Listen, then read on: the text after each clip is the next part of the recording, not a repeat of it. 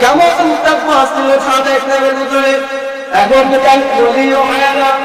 ও পর্দার মা বলে না, তাকওয়া হচ্ছে এমন যেটার সঙ্গে যার হাত মাথা করে বাতিল যখন সত্য তোমার সামনে ফেলে দিবে সঙ্গে সঙ্গে নেওয়ার নাম হচ্ছে তাকওয়া।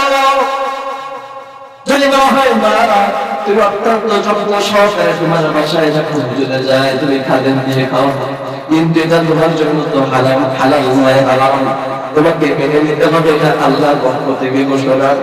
তুমি তো সহজ সরল বলে হুজুরকে খাদেম দিয়ে খাওয়াচ্ছে না, সওয়াব হবে, সওয়াবের আশা আন্তরিকতা ভালোবাসা। কিন্তু আল্লাহ আমাদের নিষেধ করেছে তুমি পর পুরুষের সামনে যাবে কথা বলে যাবে না। আমার স্থানকে যখন সত্যটা আসবে সত্যটা মেনে নেওয়া হচ্ছে তাকওয়া।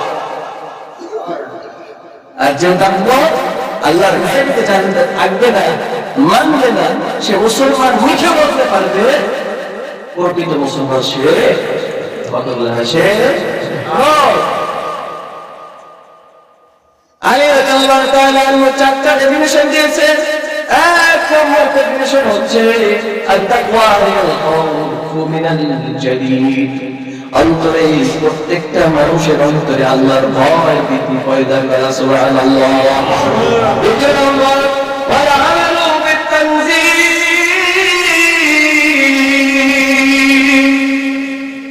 আল্লাহর পক্ষ থেকে যা কিছু নাযিল হয়েছে অর্থাৎ কোরআন আমাদের জন্য জীবন ব্যবস্থা হিসেবে নাযিল কে দিয়েছেন? আল্লাহ। এই কোরআন আপনার আমাদের জীবন ব্যবস্থা, এই কোরআন অনুযায়ী নিজেকে সাজাতে হবে, সেটা তো জানতে হবে। আল্লাহ যেভাবে বলেছে রাসূল আমাকে যেইভাবে বলেছে সেইভাবে আমাকে আমল করতে হবে।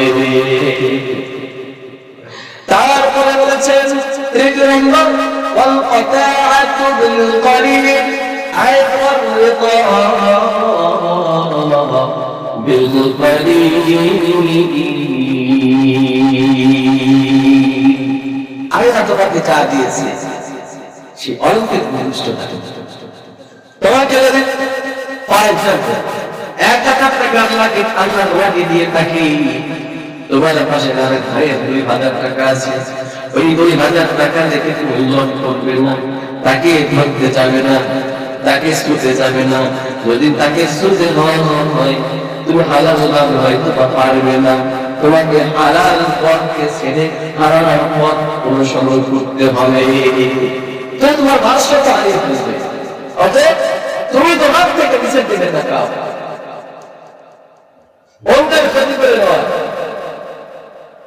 তুমি যে অবস্থানে আছো তোমার অবস্থানকে তুমি বজায় রাখো, অন্যের অবস্থানকে তুমি ধরতে যাবে হালাল ভাবে পারবে না, তখনই শয়তান তোমাকে ধরে ফেলে অস্পৃশ্যা দিয়ে একবার শেষ করে।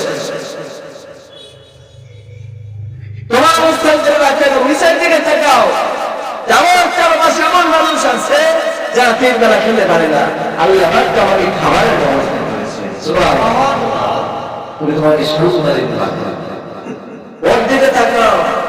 যারা 2টা হাত দেয় তোমাকে তো 2টা হাত লাগিয়েছে, যারা 2টা পা দেয় তোমাকে 2টা পা দিয়েছে, এর চেয়ে বড় নিয়ামত আর কি হতে পারে?